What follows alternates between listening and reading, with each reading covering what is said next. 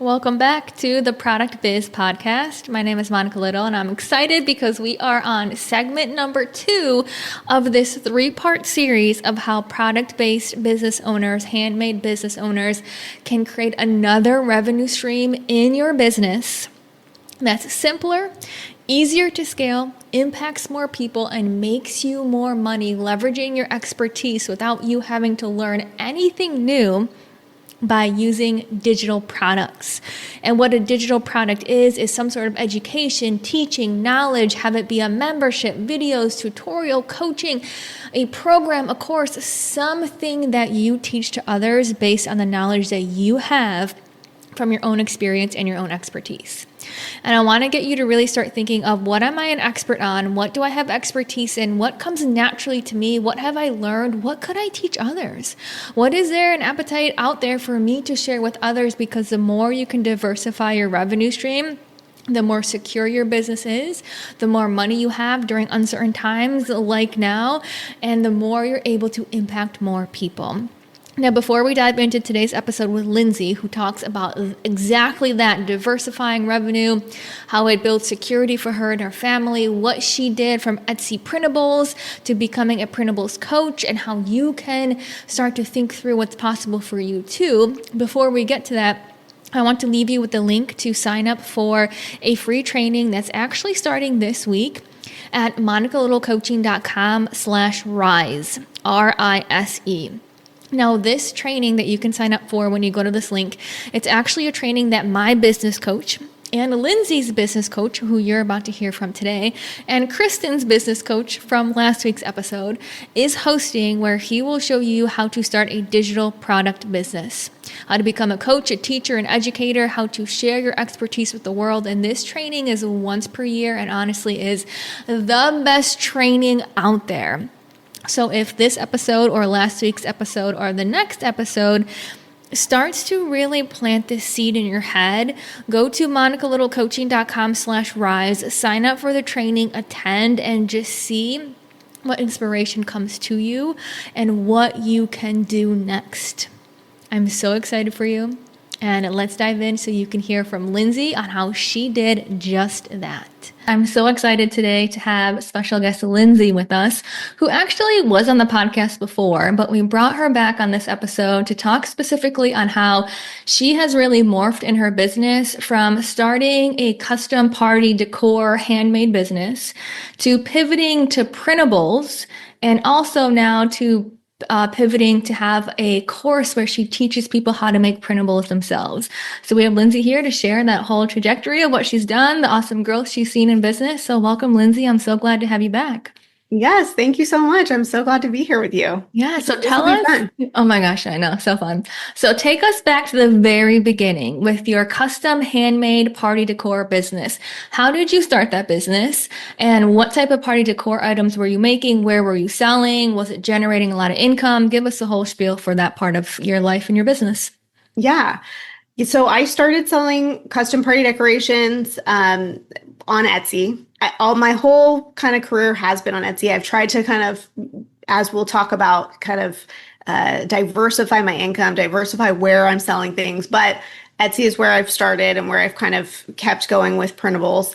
And I started that based on just being creative and the love of planning parties. I did a lot of things for my wedding. I did my daughter's baby shower. I did other people's showers and birthdays and things like that. And people always told me, you should do this. You should sell this on Etsy. And I remember thinking, well, I'm not professional enough to do that. Like people would notice that it wasn't perfect, and so, but then I started thinking about it a little more and thought, oh, this could be a lot of fun. So I started that.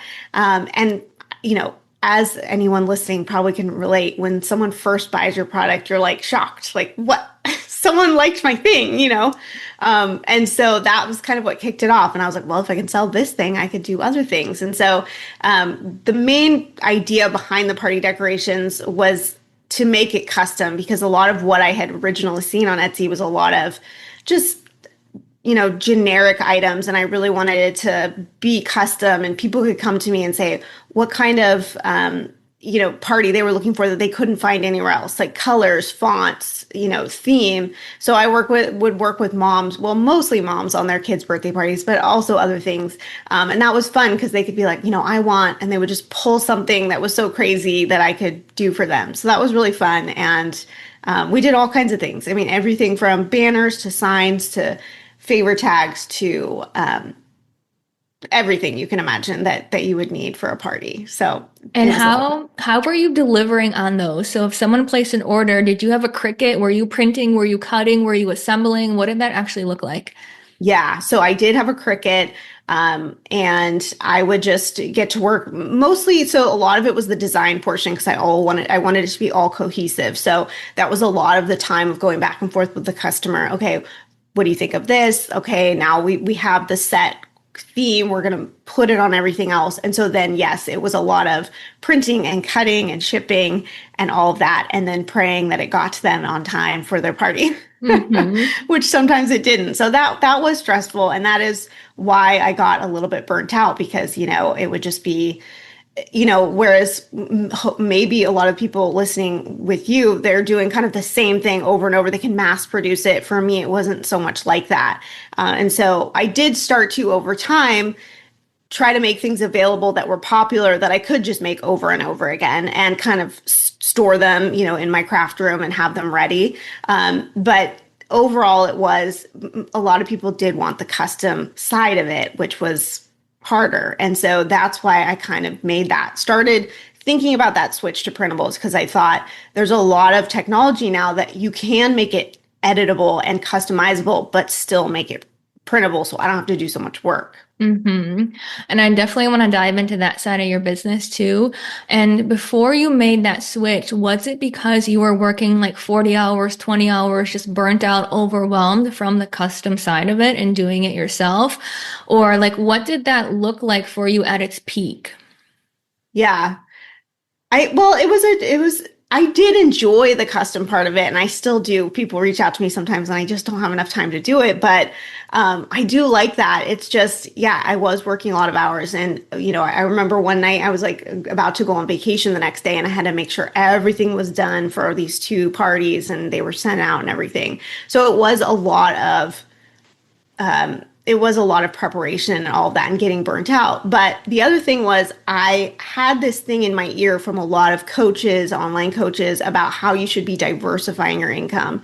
That was my main thing. And so I was like, okay, well, I could still make these custom items and then I could turn some of them into digital products. And that was my hope, was that I would slowly start to take all of my products and make them digital. And then I could have that option to do both if I wanted to. And I actually have some students who do that where they're not switching completely to digital products. They're still making their handmade products and the digital. And it's kind of a good balance. I chose not to continue doing that myself, but I think it's a good option, especially for that diversity of your income and those kinds of things. Hmm. Now, for someone who doesn't know what a printable is, can you talk us through an example of something that you used to do custom that you switched to printable, just to paint the picture of what that looks like? Sure. Yeah. Well, they're probably very familiar with something like an invitation, right? So an Yeah. invitation, whereas I used to ask you, okay, when's your party? All of that. They could literally just go on to either Canva or we do it sometimes in Adobe where they can make those changes themselves and then print it out. Other things are, welcome signs you hang on your door, even banners that say people's names, or posters, just really anything, food cards, anything you can really imagine that you would want to kind of it can be very cheesy because I like to get the theme on all the things, the favor tags, everything you can think of, you can make into a printable that was once a custom handmade item. What's one of like the cheesiest themes that you have with the party decor? Or like what's a bestseller? What do you love? Oh, what's the cheesiest? Gosh, I can't think. I have this ball party that people really like. I don't know why people really like that. One that was so random was a woman came to me and she actually would come to me every year for her kids' parties. So I was like always right around June. I was like, I knew I was doing her parties. And in fact, I just looked at the date and she probably will contact me again.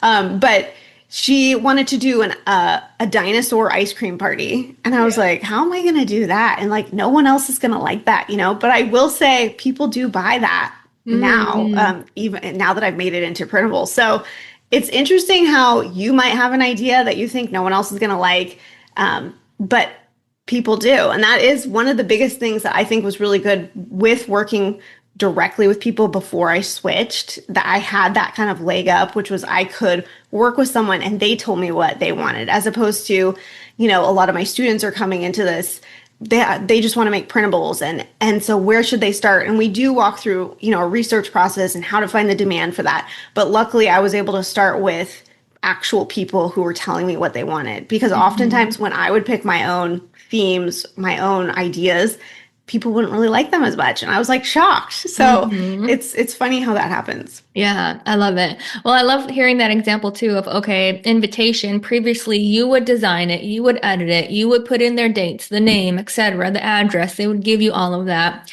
And that would be the handmade portion. But how that looks on the printable side is you give them a template. And like you said, Canva or Adobe, they just buy the template on Etsy. They find you your Etsy shop. Then they can add in their own address, their own names, the date, and then they print it themselves. Do you know if your customers, do they print at home or do they go to like a Staples to get it printed, or what do they do with those different types of products?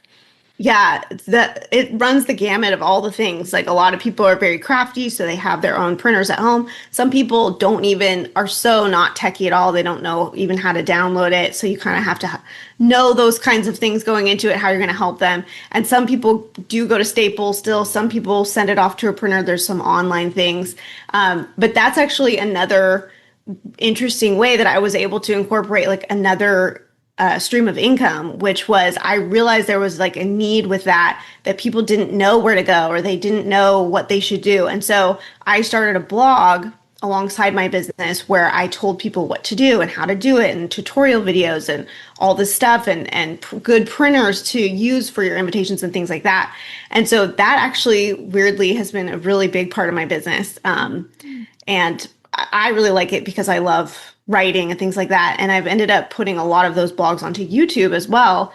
And so, like, again, just talking about this whole idea of diversifying my income, it's just really come by doing. And like you said, like, people ask questions and then I go, oh, okay, this could be an interesting next step. So, like, a lot of times with business, you don't really know what you're going to do next, but then someone comes to you and you're like, oh, okay, I think I know what I'm going to do next. So, Hmm. Now, how do you monetize that part? Because that's different than you teaching people printables. It sounds like right. there's something with customers that you're educating them on how to print, where to print, how to make sure it's right. So tell me more about that. Yeah. Yeah, that is all affiliate marketing. So Ooh. so if anybody doesn't know affiliate marketing, it's basically just, I mean, it's kind of like what the influencers do, right? They tell you about a product. If you buy that product, if you click their link in their bio, right, they get a cut of that product. And so that is a big part of my business as well. And so it's a really interesting way because depending on what it is that you are selling, particular to your business, like what can you recommend to people that people are looking for your expertise. I'm sure that with um, your handmade people, they're probably sitting on so much knowledge that they don't know about, right? If someone else is looking to start a business, like how did you package that up? What kind of little boxes did you put that in? And sharing that with people, people are really interested in that. So. Yeah, I love that. So cool. Okay, now tell me too, your printable business. So did that take off when you switched to printables? Because you're still selling your printables. So tell us more about what your Etsy shop looks like today. Yeah. I'm still selling my printables. And I basically just, well, the hard thing about doing multiple things, right, is that I haven't had to been able to spend as much time in my Etsy shop as I used to because I am doing the coaching. Yeah. But it has been really great to teach people how to get that going, get that started. And I've had some really successful students selling their printables as well. So that's been really fun to watch. But tell us when you first made the switch, like printables, you learned the name of the game, it really skyrocketed and you saw some good Yes, success in that, yes. Sorry about right? that. It's okay. I'm good. Yeah, so I guess at first it was like a slow kind of burn. I just listed one thing that I would sell, as a actual, shipped item. It was like a poster or something. And I remember I was like out shopping and, my phone said cha-ching, which, on Etsy, especially if you have a handmade business, you have to kind of run home, get going, print it out, ship it out. But for me, it was just like, oh my gosh, like I don't have to do anything. Like, and someone can buy it again in a minute and I won't have to do anything. And so that was kind of my first taste of it. And since then it just has been climbing. And for me, I slowly, like I said, started shutting down the handmade side of it after that.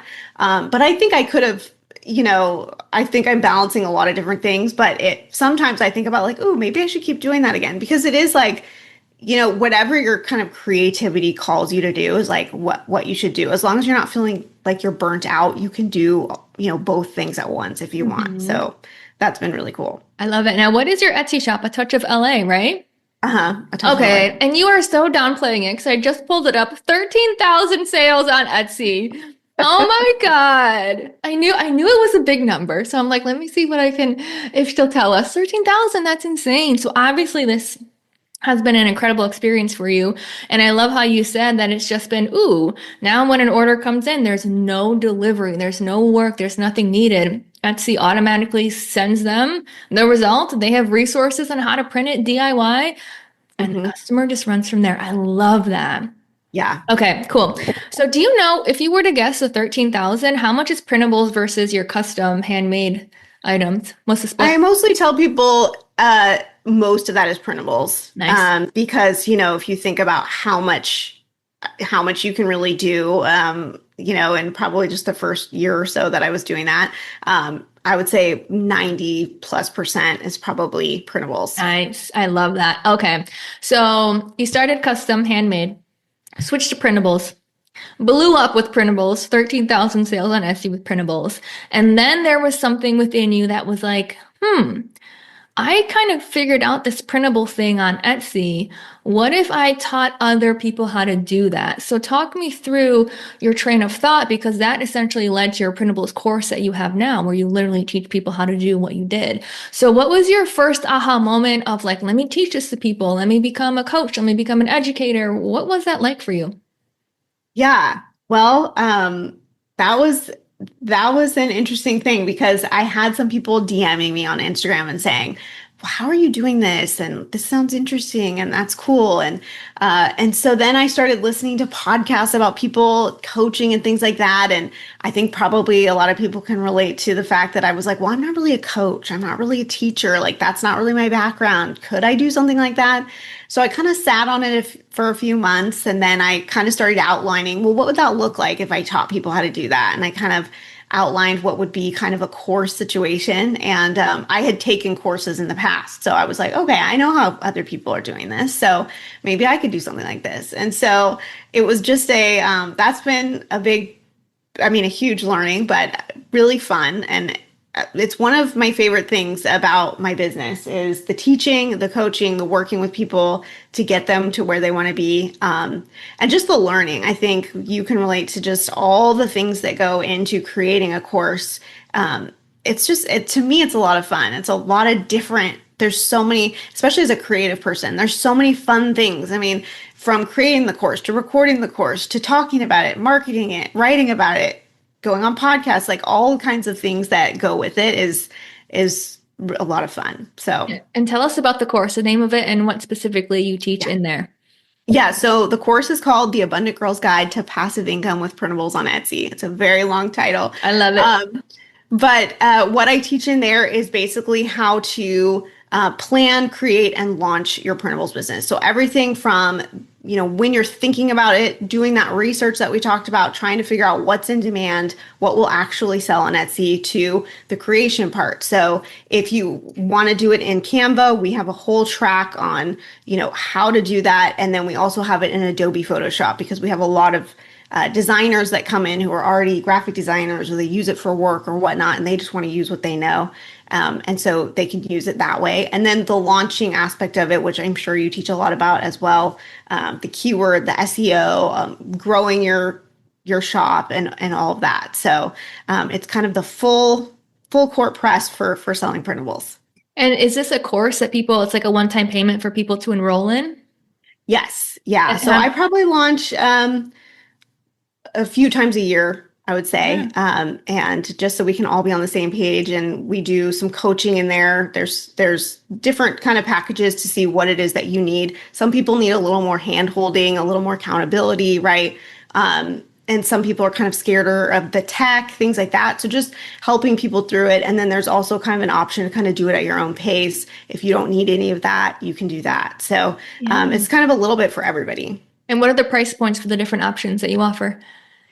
So this time when I'm going to be launching this July, and it's going to be, I think, 197 for the self-study, and Nice. it'll be 497 for the kind of the handheld. And this time I have been, just as you probably have been learning about your students, I'm realizing that my students really need a lot more hand holding, and not in like a negative way at all, just they really want that accountability. They want to know specifically, what do I do next? And so I'm going to be adding in a more personal touch and kind of like a one-on-one aspect, because I think people are needing that more than ever right now. I just feel like there's a lot of courses out there where people are just feeling like they're getting lost in the group and things like that. And so that's kind of what I'm hearing from people. So I'm hoping that's going to really help them this time. Yeah, I love that. Well, one thing you mentioned when you started talking about this course and your idea to create it is some of that imposter syndrome of like, but am I a coach? Am I a teacher? So what helped you to really overcome that? Yeah, that's a good question. I mean, that is such a big piece of it. And I bet you there's so many people listening to this thinking, oh, I would love to do that, but that's what's holding me back. Hmm. And I will say the only thing that has gotten me through it is to just go forward with it, because I just had to like prove to myself that like I could do it and that people would listen to me and I could make a difference. I think that's the biggest thing, is when you have a student who gets a result, whatever that little thing is, that's when you go, okay, wow, like I guess I could teach people how to do this. So I think we all doubt ourselves, as you can probably relate to, but you just have to push through that and just see what you're capable of. And I think you always surprise yourself. I love that. Well, let me ask this question too, because you're teaching printables to essentially to sell printables on Etsy, while at the same time, you still sell printables on Etsy. So did it ever come through your mind, or did you have to come to terms with like, well, what if people, am I just helping my competition? And are people going to take my ideas and I'm showing them how to do exactly what I'm doing? Did that ever cross your mind? And what was your train of thought through that? Yeah, I mean, I guess probably in the very, very beginning, I thought about that. Um, but then kind of and that is where the shift came of like maybe not spending as much time on Etsy and more focusing on the coaching, was like, it's so much more exciting to see someone get a result. And of course, luckily, I mean, I have great students. I'm sure there's people who would copy and things like that, but I haven't seen anyone, copy any of my stuff or anything like that. But I think, as you know, like competition in business is something we've had to like really weigh and try to figure out and things like that. But I think, yeah, I just had to kind of get over that. And that's actually something that a lot of my students worry about as well, because they worry that they're just going to list something and someone's going to come and steal it from them. And what's the point? And they did all this work.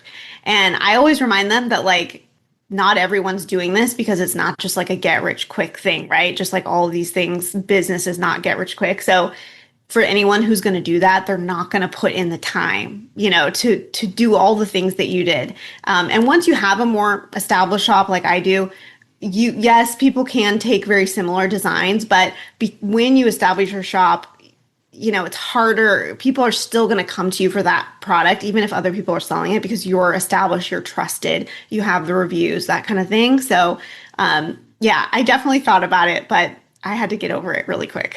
Yeah, which is good. I mean, I totally get that. Now, when Yeah. you talk about this program that you have and the two different tiers, how many members have you welcomed to your program in total, if you know the number off the top of your head? Um, I don't know the total number. I think it's around 300. Is Nice. how many people. That is Yeah. So awesome. yeah, it's been exciting. It's Yeah. been a journey for sure. And I think that's so cool because when you talk about diversification, your story is the perfect example of that. custom handmade, super labor intensive. Okay, let's diversify with printables. Okay, let's diversify with affiliate links for people who want to like print themselves and need the tools or supplies. And then let's diversify with, I mastered how to sell printables on Etsy. I've got over 13,000 sales, primarily printables on Etsy. And I have this pull and this desire to teach and coach people. Let me diversify further by helping them and having 300 members in your course that ranges between $197 to $497. That is incredible. That is so awesome. Yeah, it's great. And that's something that I learned really early on when I started my business was that I wanted to really diversify, because when, let's say, the course isn't really maybe doing as well as I want it, I've got the affiliate marketing. When that's not, I'm still getting it from Etsy. So it's like there's always something. And I think even if for people who don't have businesses, I think it's a good reminder that we need to have a lot of different things of income in our lives. I think especially with the economy, and I mean, the economy has been crazy since who knows when, right? And so I think it's always just a good reminder, like never put all your eggs in one basket, right? Just try to have, as many different things as possible so that if something happens over here, you're safeguarded. Yeah. And what does that diversification give you? Is it like a sense of security, sense of peace, or why is that important to you? Since it's been something that you've kind of from the beginning of your business have had the intention of. Yeah. Yeah. I mean, it's definitely is much more secure because, people always talk about Etsy sales going up and down, right? Especially in the creative world, more people, depending on what you sell, right? If you are more kind of holiday focused, right? You're going to get more of your sales during the holidays, and then you might have kind of a slowdown in January or whenever it is. And so you kind of have to be prepared for that, to feel that safety and security as much as you can. And then also I feel like with a lot of people who start businesses, we have a lot of like creativity and excitement to do different things. And you just get kind of excited about, okay, what else can I do? Now that I've done this kind of seems like the next step. And so I'm going to try that. And so I think that's a really fun aspect of it. Yeah. I love it so much. Well, tell us where people can find you. So we need all the links, your Etsy shop, your social media, where people can find out more about your printables course. So tell us where you live. Yes. Okay. So they can come check me out on Instagram. I love to hang out there, Lindsay_Ashworth. And you can check out my website at atouchofla.com. And what else? If you are thinking about selling printables, as I mentioned, we are going to be opening the program this summer. So they can, what's a good free freebie for them? I guess if they are thinking about selling and they're like, well, what am I going to sell? I'm not sure. How can you help me kind of figure out what that is? If you go to atouchofla.com/first, it's going to help you figure out your first printable to make a profit. I love it. I'll make sure all those links are in the show notes so people can find you. Thank you, Lindsay. So good catching up with you and having you here. Thank you so much for having me. Now, if you loved this episode and you've got an idea or a passion or a secret or something within you that's like, oh my God, I could do this. I could do something like this. I could impact more people. I could create another revenue stream in my business. I can find a way to share my experiences and my expertise and my knowledge with others. Then I want to remind you to register today at monicalittlecoaching.com/rise, RISE. At that link, you will find all the details to register for my own coach's free training, who is also Lindsay's coach. And this free training is going to show you how to create a digital business and to create another revenue stream using digital products. That link again is monicalittlecoaching.com/rise, RISE. And I cannot wait to see you there.